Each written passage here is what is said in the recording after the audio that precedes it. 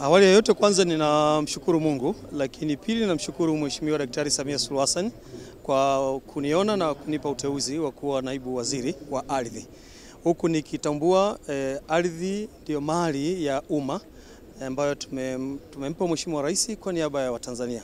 Lakini ardhi ndio msingi wa maendeleo ambayo vitu vingi vya kiuchumi vinatekelezwa kwenye ardhi.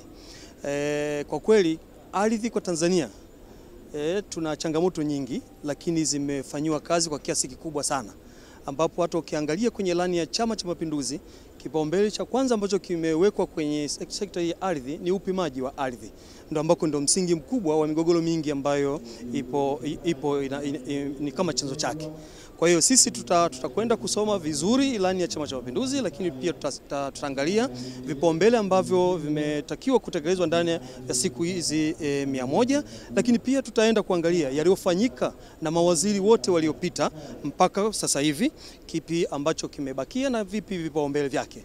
Lakini tutaangalia wataalamu ndio ambao wanaweza kutushauri jinsi gani ya kufanya. Mimi ninaamini kwa kuzingatia maelekezo ya Mheshimiwa Rais ya kuhakikisha ardhi yote nchini imepimwa, hicho sisi kwetu itakuwa ni kipaumbele. Lakini pili, tutaendelea na hamasa ya kuwafundisha wananchi juu ya upangaji wa matumizi bora ya ardhi na kutumia kulingana na mipango ambayo imewekwa. Sio kila mmoja sasa kufanya kadiri anavyotaka. Sasa hivi kama unavyoona katika nchi yetu kuna migogoro mingi kati ya wafugaji na wakulima. Kila mmoja anang'ang'ania kipande cha ardhi kufanya shughuli zake za kiuchumi.